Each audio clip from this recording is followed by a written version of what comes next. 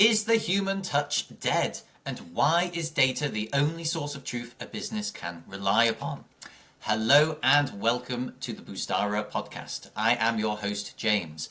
On the Boostara Podcast, we speak to leaders in business and uncover the truths and insights from their amazing experiences.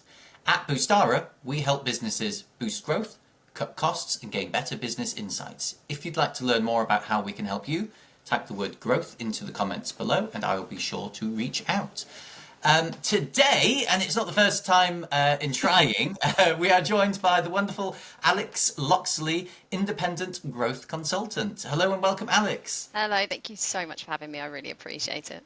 Well, an absolute pleasure to have you on, Alex. I've got to ask you first, where are you calling us from? So I am in a town just outside of, the closest point would be Stansted Airport, about 10 minutes from Stansted Airport, in a town called Harlow. Some people will think that's nice and not know about it. Other people will know exactly where that is. So, yeah. Convenient to the airport, though, 10 minutes. It is convenient, yep, absolutely. Absolutely. The only London airport that is nowhere near London. Brilliant. Well, for those of our listeners that are not familiar with yourself, Alex, could you just give us a bit of a run through on your professional journey and what's taken you to where you are today? Yeah. So I have been in the recruitment industry for the best part of 10 years, slightly just over 10 years, and I have covered as many industries as you can imagine, from hospitality to corporate staffing to engineering, robotics, all the way up to creative and tech. It is one of those industries that has never left me.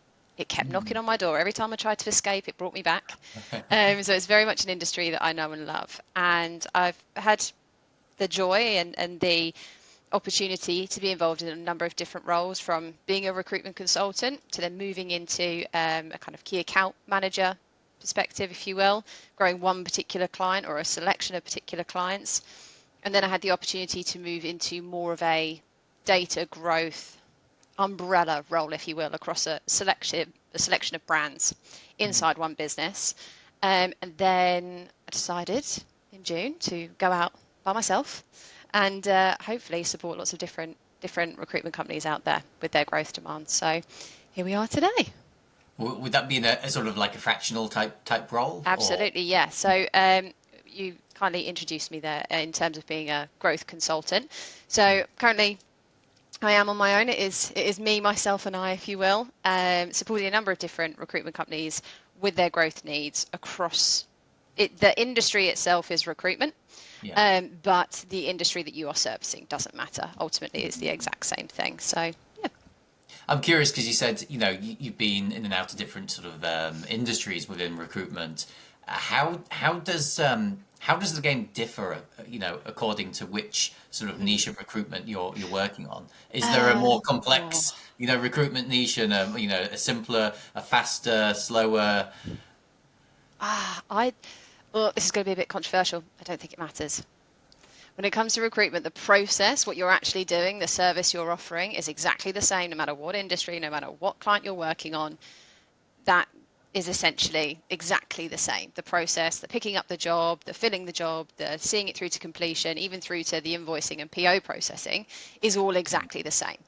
The difference, obviously, is the industry and how fast they move, but also what desk you're on. If you're on a perm desk or a contract desk, if you're on a hybrid desk, whatever that looks like, obviously that's going to demand and change the level of speed that you're filling to. The only one that I would say it's tricky, that the only difference is when you become a specialist. You become a specialist in a skill type. So if it's tech, for example, whether it's dev or AI or data or whatever it might be, you're a specialist in that field and you become all-consuming. So I did that inside, when I was in automation, robotics and engineering, I had to become an expert in that field. I learned more than you could ever imagine about robots, which I haven't ever had to use again since, but it's a bit of a flex to be able to say I know what I'm talking about there. So the only difference is if you are a specialist on a desk. But if you are servicing multiple different areas, so for example, when it comes to hospitality, you might be back of house, front of house, it might be operations staff, it might be back office staff, whatever it might be. that's a little bit more generalist. But if you are a true expert in your field and your niche and your skill set, that's when you become completely engrossed and absorbed. I've kind of always been, other than obviously in robotics, automation, engineering, other than that kind of piece, I've always been more of a generalist, kind of pick it up, fill it, talk to it, and it's been led by the customer rather than the skill. But when it comes to being an actual specialist on your desk, that is where I would say there is a slight nuance. Yeah. Recruitment as a whole, I guess, is simplistic in a manner that it's needs, source, match, right? And repeat, rinse, repeat. I suppose the more specialist you become, it's maybe you have that that love for that particular industry. You have you can speak all of the jargon, you know all of the details, so you enjoy that area. But if you are a true lover of recruitment, then it shouldn't matter who or what you recruit for. You enjoy the process and you enjoy filling those those good roles and having the results for both client and candidate. Absolutely. And I would also say, if there is nothing wrong with either being a generalist in an industry for recruitment or a specialist. There is no, like, I have no allegiance to either camp. What I will say is that the people that I have worked with or come across or I speak to that are specialists, niche in a particular dev type or programming language or whatever it might be, or even down to kind of paid search or paid media for creative and marketing, when you really niche down, those people are so passionate. They are some of the most engrossed, in depth, really, they flood their brain with the information that they're not even using day to day other than to source for their clients, but they become these absolute experts, and I find it mind bending when I speak to them, and I'm in awe of them. But at the same time, there is nothing wrong with saying, I source for hospitality, for example, and I will look after everything. You just come to me, I am your person. And I think that's where it's more kind of aligned to an industry, but maybe an alliance to the client rather than a particular area. But some people benefit from being, really niche down, and I champion that because I think that's absolutely brilliant. Absolutely.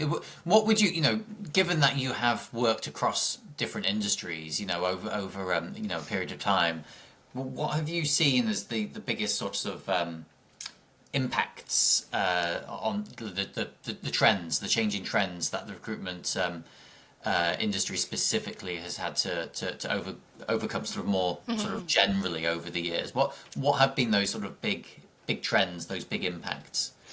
Brexit, IR35, and COVID as well. So that was when I was working inside robotics, automation, engineering. We had engineers who were in the UK. Historically, they were working out around Europe pre-Brexit, and then in a very short period of time, kind of 6 to 9 months, we had COVID, IR35, and Brexit. So we had UK engineers who could no longer go and work in Europe, and even if they could go and work in Europe, based on the laws and the rules of the regions, you had COVID. So you had to then have them in a hotel for 2 weeks whilst they had their quarantine before they could go out on site. In the UK, obviously, we had IR35, so we had a whole overhaul of people who, even the people we'd retained and were working with in the UK, we then had to go through a huge amount of compliance to make them now compliant with IR35. Of course, none of this was, other than maybe COVID and then kind of Brexit and then IR35. IR35 was never a shock to anyone. It was always there. It was always coming. We were warned about it. But nonetheless, when that moment came and that kind of hammer came down and said, right, now you have to comply, it was all of that in one short period of time. And I have to say, the way that businesses pivoted, changed, fixed, found solutions is a real testament to the industry. I don't know. I'm sure there are other industries, and obviously I'm quite biased in saying this, but I'm not sure that there are other industries that go, right, this is a problem, what is the solution? They don't sit and mull over it. They don't have time to do that. As an industry, in terms of recruitment, irrelevant of who you're servicing, the way that we as humans, as people, as colleagues, as team members come together and go, right, big problem, how do we fix it? That I think is a real trait of the recruitment industry, to be able to navigate those challenges and find a solution really, really, really quickly. And I think that comes across in everything. But yeah, those 3 items all in one time was particularly challenging. I guess it's interesting because, maybe for Brexit, there was a period of time that you knew it was coming, right? so could kind of prepare for those challenges. Something like COVID, it was just very sudden, right? So I guess, going forward into the future, are there challenges that you can foresee that recruitment is going to have to jump over? There are always compliance or regulatory changes all the time.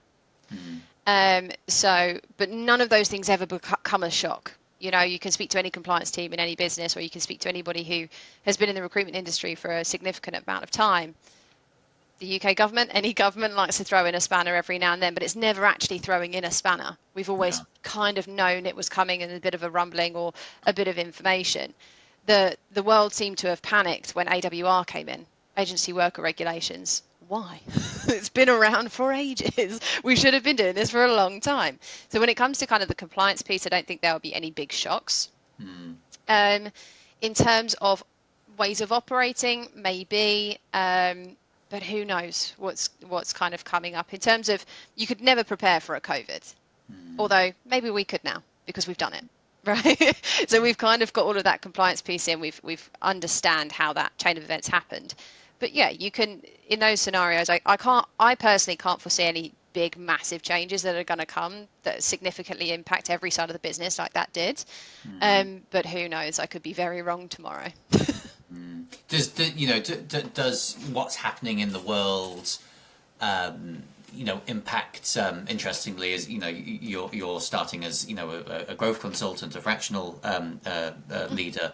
Does that impact the types of businesses that maybe you want to work with, or that you see that you might get more sort of longevity from, or is that not really an issue really for you? As it stands, is not really an issue because I'm focusing my time on UK-based businesses. So whether that is, what I hadn't foreseen is that I wouldn't just be supporting recruitment businesses in the UK. I seem to be supporting SMEs in lots of different industries, which is really cool. It's really exciting to see the different challenges that each business has. So I put a post up about it not too long ago, which was around a B2C business, windows and doors, came to me with a challenge, and I was like, oh, okay, well, we could have a look at doing this or that, or we can change this up. Essentially around processes. And what I am starting to see is that in the UK, it doesn't really matter what you are doing or what business you have. We all have the same challenges. And that's where that shared knowledge kind of comes in. And that, just on that note, I'm segueing somewhat. The recruitment industry, as I mentioned previously, is so dynamic, so changing, so quick to move and affect change in a positive way. A lot of other industries keep recruitment hands off. Stay away, stay outside of the gates. I don't want to talk to you. But from a skill set, from a knowledge, from a advisory perspective, they're really, really good to speak to because they can usually come up with a solution very, very quickly. But that is the nature of the beast. So for me, what's happening out inside the world, to go back to your question, doesn't necessarily change what I'm doing right now. It might do in the future. But I'm kind of focusing more on the UK-based recruitment businesses and small to medium-sized enterprises in the UK as such. Equally, I can get there. I hate travelling by aeroplane, so I can actually get to them really quickly. Brilliant.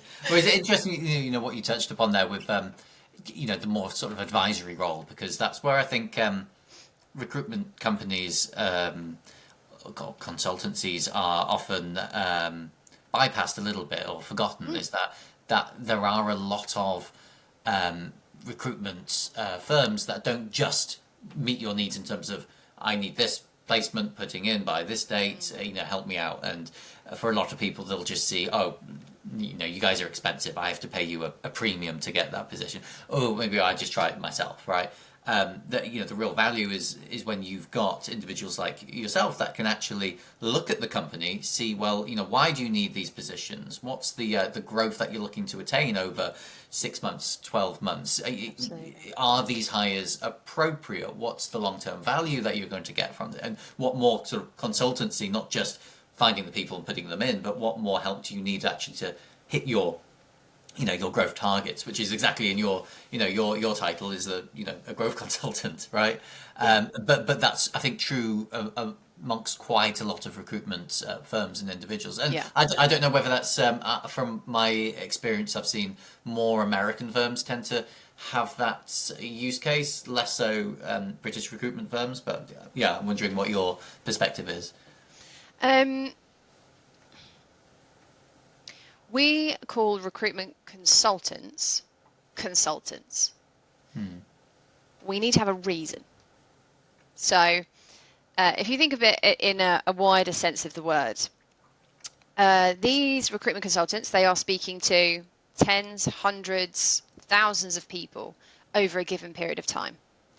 They have a perspective that is full of information, is very up to date on what's happening out in the market, and that knowledge isn't leveraged for, I feel, a fear of being sold to. So somebody thinks, and I don't know, I'm presuming this is a long-term, bias or a long-term thought that people have of recruitment consultants, in terms of, if I pick up the phone to that person, they're going to run down my throat, they're going to ram this candidate down my throat, they're going to send me a bill, they're going to tell me if I hire this person that they own this person, I'm going to get a bill anyway. Like, there's no benefit to me speaking to this person. What I would like to see is a change in that thought process, a change in that experience. Maybe that's led by recruitment consultants, maybe it's led by culture, maybe it's led by just sharing information. They have so much knowledge and they have so much information about that sector from a million different viewpoints, from a human experience, human to human. You can put into Google as much as you want to search on the trends and what's happening here or there. You can put into, Chat GPT to find out what's going on over here and what do people want right now. Ask the people who are genuinely talking to the humans that you want to hire. Make it really clear to them, I'm not in a position to hire right now, but what I do want is your information. I can't guarantee that I'm ever going to use you in the future, but if I do, I would like to know that I can like and trust you, and I can come to you if I do have a requirement. But what I need from you right now is information. Recruitment consultants have insight, they have knowledge. The amount of recruitment consultants that I can speak to go, what's going on in the PHP world right now? What's going on in .NET right now? And they can list off this information faster, better, and clearer than anything online.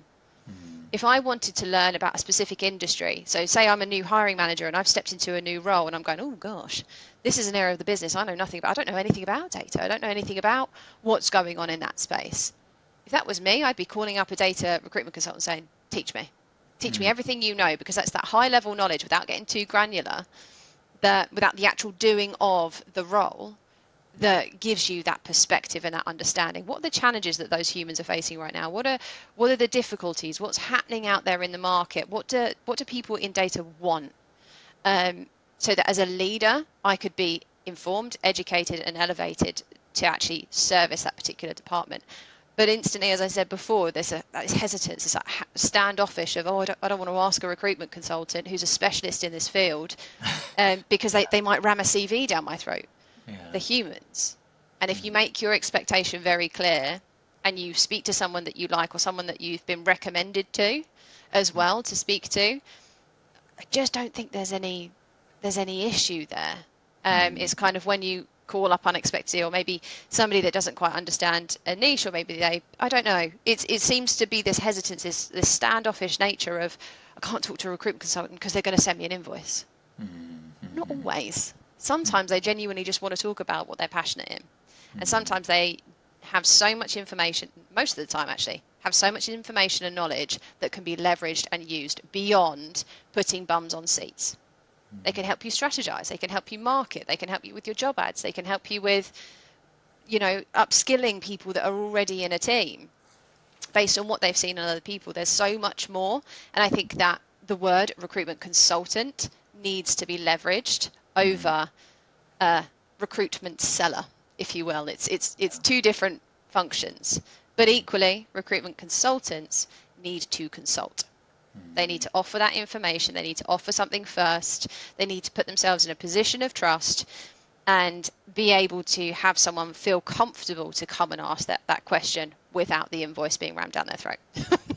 No, that's a great insight. And I guess the work that you do as well with working with a smaller number of clients, I guess that kind of going beyond just putting bums on seats. That's the sort of transformation that you want to give your clients as well. Absolutely. So when it comes to me as well, I say I'm A to Z, but I actually take it way back before A.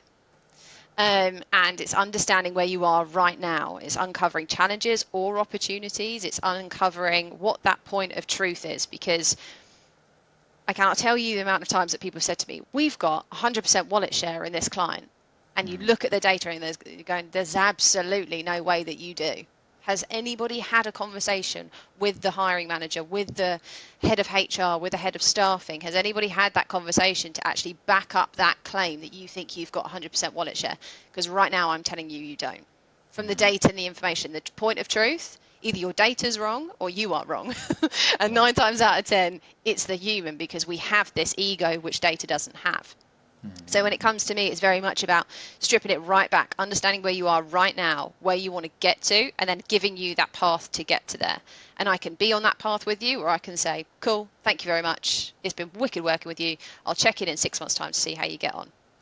There's that kind of balance of the two. So yeah, it's an interesting world out there. Yeah, and I find quite interesting, from your profile is your and I put it as the hook on this the start of this call is the emphasis on data. So could you explain your your perspective on why data is so important for I suppose a business and recruitment consultant firm to to understand. Yes. So firstly, I'm not a data expert. I'm not a Power BI expert. I'm not a BA. I'm not a business analyst. I'm not even a coder, right? But what I am is what I like to call a translator between what the data says and what recruitment businesses or SMEs need to see or need to understand. A lot of people are panicky about their data. They kind of standoffish. It's a little bit like when you're in money troubles, you don't want to look at your bank account. That kind of panic of like, the anxiety around it. Well, there's nothing to panic about, because what you already know is already there. So in terms of the actual data itself, it's one of those pieces, everybody's got it. Whether you're a one-man band, whether you're a massive, you've got this data and you've got this information. And it's going to tell you everything from who you build with today with who you build with 4 years ago. It's going to tell you if your margins are aligned. It's going to tell you if you have different SLAs in place. It's going to tell you if somebody is I can tell you every accountancy team, every finance team in every business is going to know exactly when someone is late on their invoices. I can tell you that much. They're doing that using data, and that is the point of truth. And it's very easy when you have a problem or you challenge, or somebody comes up and says, oh, you've breached your contract. You go back to the contract, because that is your point of truth. There is no negotiation on that. You signed this, which says it's black and white, it's very clear. Yeah. Data is black and white, it's very clear. If you are dropping off in a particular client, we can see it. We can see that you're dropping off, and it's okay to drop off because it's normal, but it's very much about then creating that action to get that back up, having that human contact, having that human conversation to take the data and say, okay, this is where we are, whether it's great, good, bad, indifferent, whatever it looks like, the sentiment around it doesn't matter. It's how can we take wherever you are even better. So you could be in the best position you've ever been in, but you want to get even higher. Perfect. Doesn't necessarily have to be a problem. But what there is always an opportunity out the back of it that we can action as a collective. Hopefully that answers your question. Yeah, no, absolutely. I rambled. It's action, It's in taking action at a more appropriate time and knowing that you have to take action, right?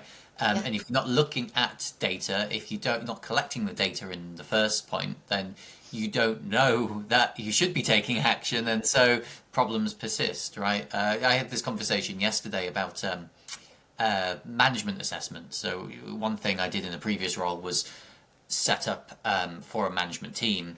I was overseeing the management team, assessments of the managers, because typically managers will assess their staff members, of course, but we found it's important to do it the other way around, to let the staff members actually do an assessment of the management, right? Why? Because we wanted to make sure that staff members felt that they could speak openly about the relationships with the managers, and that's the whole point of the management team, is to look after their team. So if they're not doing that, and we don't know that they're doing that, then we can't take the appropriate action. So the whole point of that was the management wouldn't read the assessment reports, only the executive team. The executive team would see the results, and then they would know what action to take in terms of training, having conversations with the management team. Like, okay, you've scored poorly on your communication or your teamwork or whatever it might be. That's just what the stats say. That's just what the data says. We need to work on this so that next time, in 4 months' time, when you go through this process again, that's better, and we feel confident with you, right? If you don't have that data in the first place, those relationships are getting worse and worse and worse, and staff members are leaving. Well, you need to find the data. Why are all the staff members leaving? Is it because of this one individual? What can you be doing better? What insights do you need, right? So collecting the right data and then being able to take the right action at the right time. I think doing something with it. Yeah. It's all well and good having the data. We've got, in recruitment specifically, but in every business, we've got systems, right? We've got CRMs, we've got ATSs, we've got spreadsheets, we've got call logs, we've got all of this. All of it is there, but you've got to do something with it. There are some incredible founders out there, and I'm not knocking them at all, but they have a CRM system or an ATS system, and they're buying on extra packages for kind of analytics or automation or whatever it might be. And when I had this conversation with one particular founder, and I was like, why did you buy that? And she said, well, because I need to see the information. I said, but you're a founder and it's only you. She said, yes. So all the information in the CRM and the ATS is you already. You've paid extra to know the information that's already there. What you need to do is get rid of all of that and understand how to interpret your data. Because it's almost this like hands off of like, oh, if it's not there, then nothing bad can happen.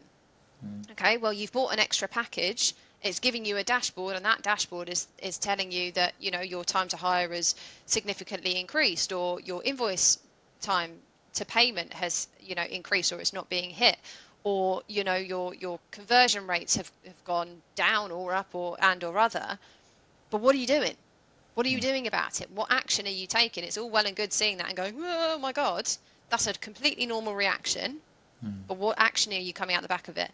And that's kind of where myself and other business leaders, probably even yourself as well, where we can step in and go, okay, stop panicking. This is normal, but this is the action to do out the back. And it's that extra kind of layer, that extra kind of guidance that we can provide. And that's where our benefit comes in, essentially. Yeah.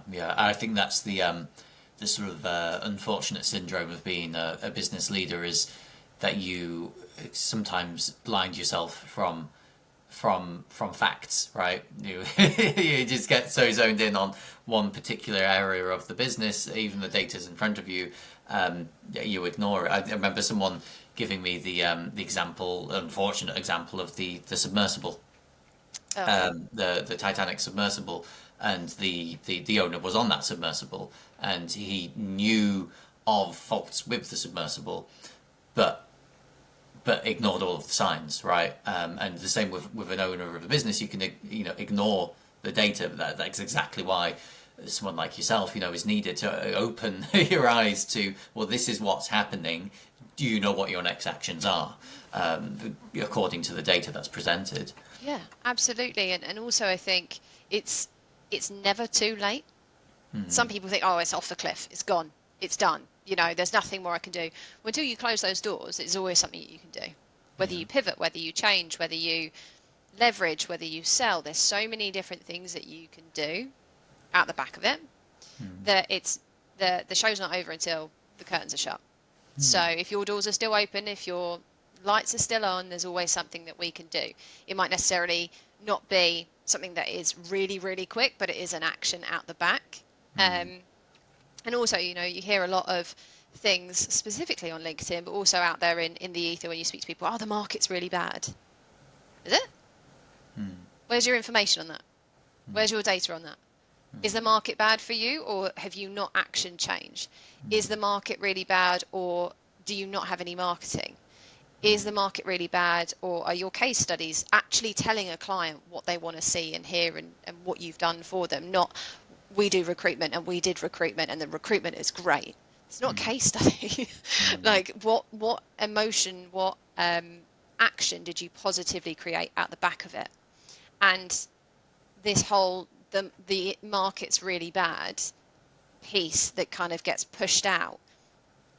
I'm not sitting here saying I'm the oracle or I'm the guru of all data that sits to do with the recruitment industry. But what I am saying is there is an introspective look that needs to happen to say, are we doing as a business everything that we could be doing?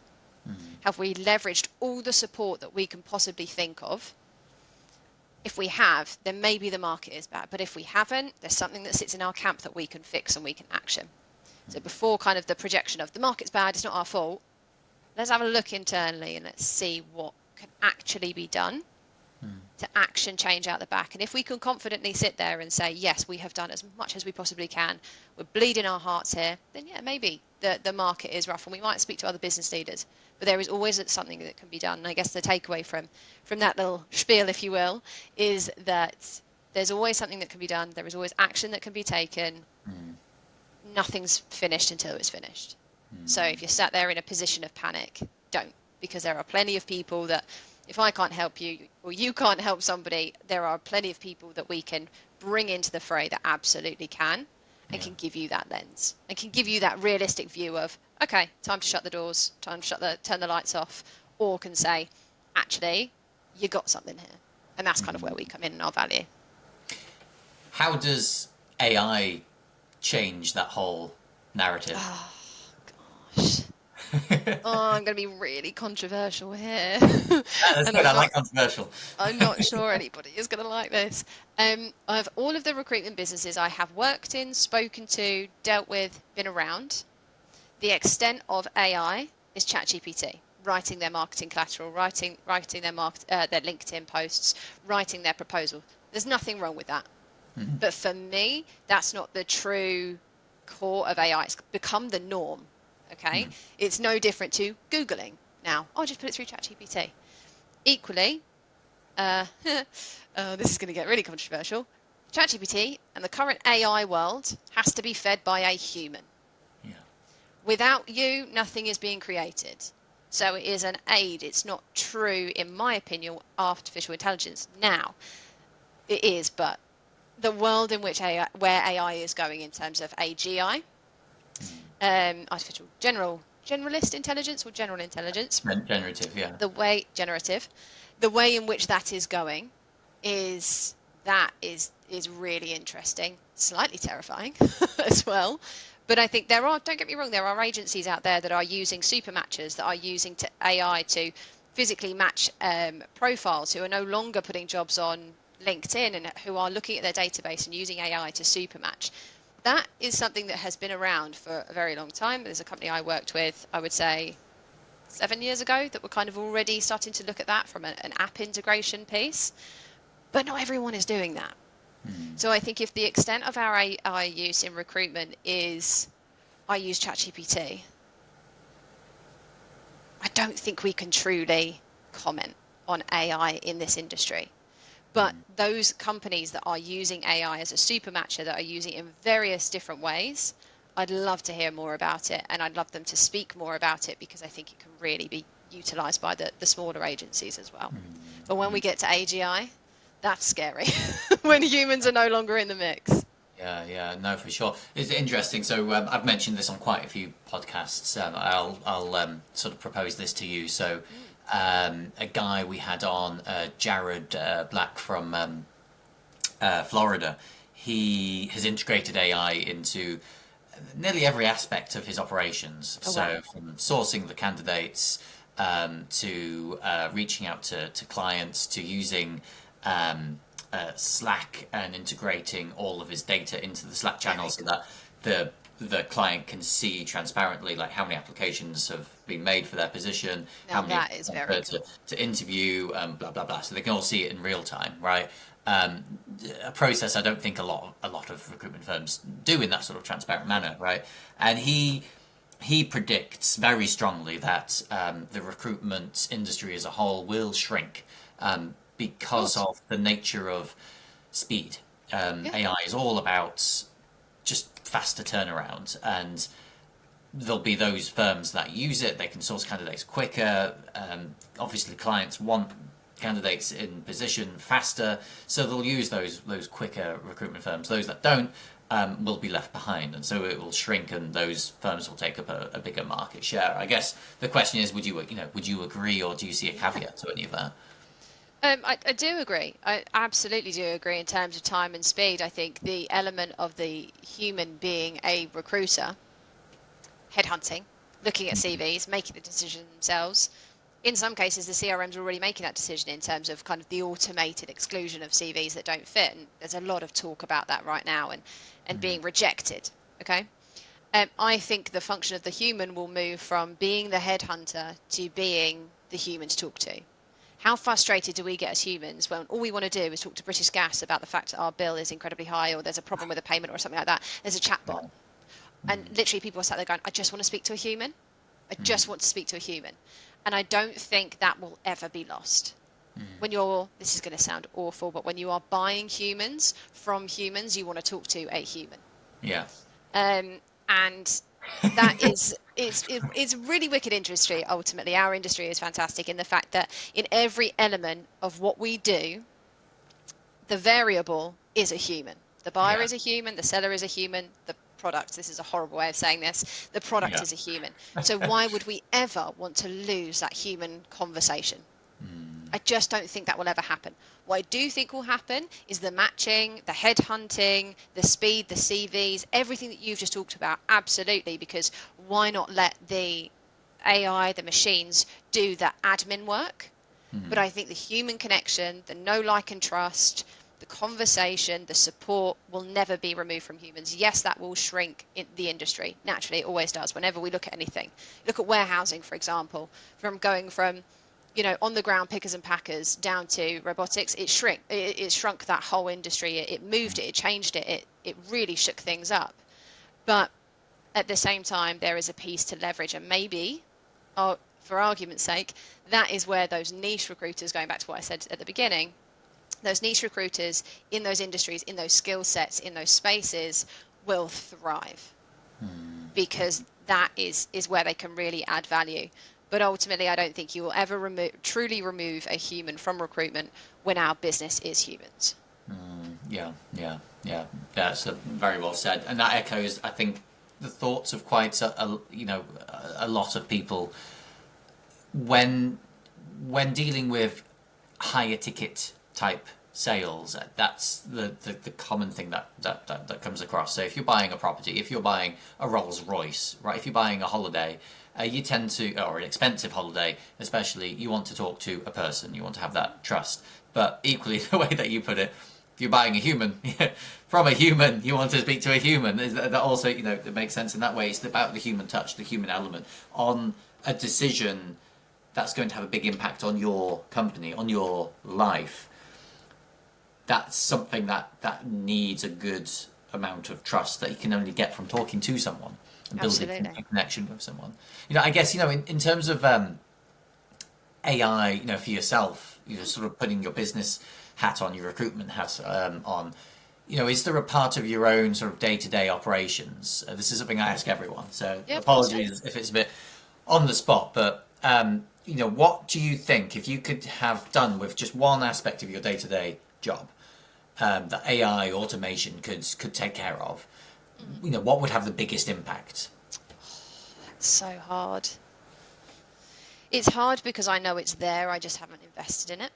So from a piece of kind of invoicing and invoice chasing, that's the painful bit for me, because I don't like, it's all well and good being paid for your work, don't get me wrong, and obviously we all need it, but the element of chasing someone for money, really, it's just not who I am. It's not as a kind of personality. So I know that kit is out there, I know it's already there, I know it already exists and people are doing it, but kind of probably that bit, the bit of the business that I don't like doing, being the bad guy, being out there chasing and with the pitchforks trying to get the money in when those invoices have been unpaid. But I don't think there is anything else I would change inside of my business in terms of AI. My business is named me because I am the product. You're not getting a shiny bit of tech, you're not getting a plug and play service, you are getting a me. My Yeah. business is me, and that's who Yeah. you are getting. I am the service. I am the product, if you will. Um, Me on site, me face to face. You can always call me and contact me. You're going to get a human that responds. You're not going to get an AI bot, a chat bot that responds. It's going to be me doing the analysis. It's going to be me putting the solution together. It's going to be me doing all of that. Now, when it comes to humans, we are fallible, and human error happens in every single area of what we do. But we have sentiment and we have emotion, which I don't think can be replaced.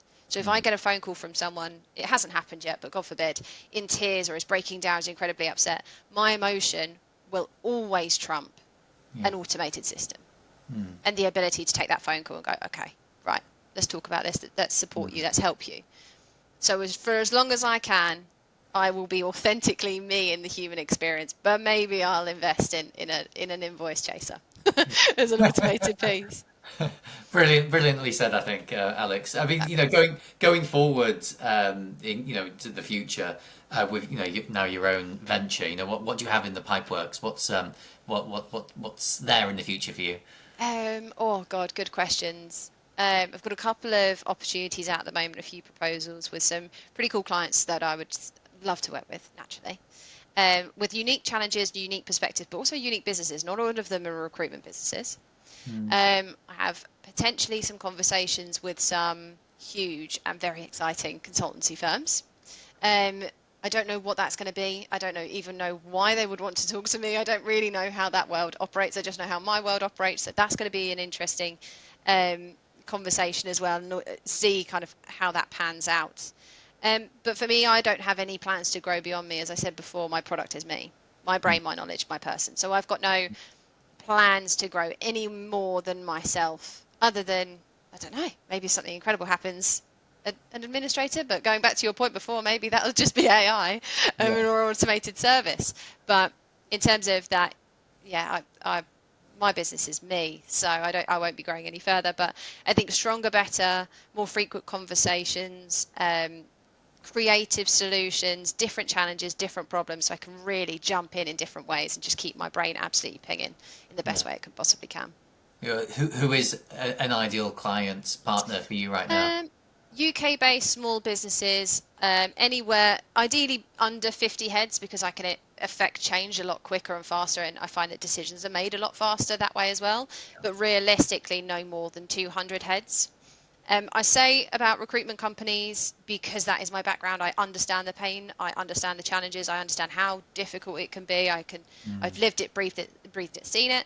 But equally, as small businesses or small business founders, equally open to that as well, because they have similar challenges, mainly inside of process or project management, or even payment management as well.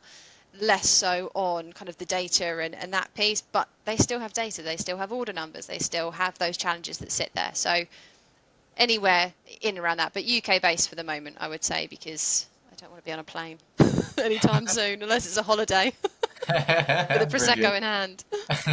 Well, for anyone that fits that criteria and looking to find out more, what's the best contact details to get you on, Alex? Best thing that you can do is go onto my LinkedIn, which I'm sure will be shared inside this podcast. Inside that will have my email address and also my phone number as well if you want to have a call.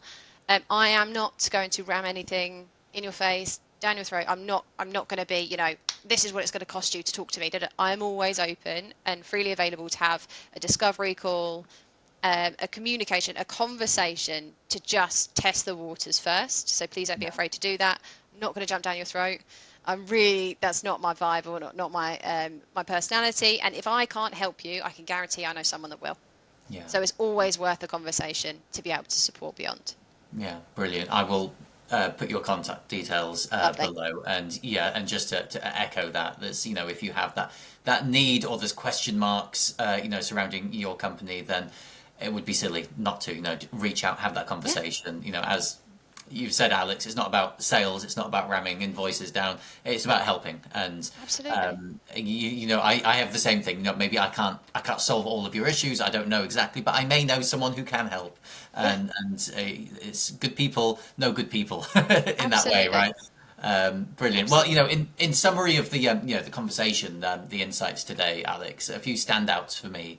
I would say that firstly, recruitment, it can be made to be complicated, and it's not necessarily so. It can be, and it should be thought of in quite a simplistic manner. And really, when you think about it in terms of the results that you want for your company, and the results that you hope a recruitment firm can deliver to you, and that really ties into the second insight that I don't think anyone's really ever elaborated on this, but surrounding data, right? Looking at your data, the data never lies. Are you collecting the correct data, the right data to give you the right type of action? And someone like yourself can see where the holes in your data collection, your data analysis lie. You are not just there to put someone in place, but to help a company grow. And to grow, you need to have good insights, and from that, appropriate action. And the third thing, really, around AI and the human touch, as you said, people buy from people to get people. I can't remember the right way around now, right? But it's all people, right? And when you're in that process, you want to speak to a person. So AI may speed things up, make things more efficient in other areas of recruitment, Absolutely. But it can't replace those three, key points. It's people buying from people for people, right? Absolutely.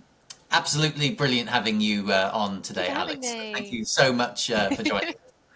No, it's been an absolute pleasure. Thank you so much for having me. I also have learned a lot, so thank you very, very much. I hope you have a wicked day. Brilliant. And thank you everyone for listening. Please like and share this video so we can get this out to as many people as possible. Thank you very much. Thank you. See you later.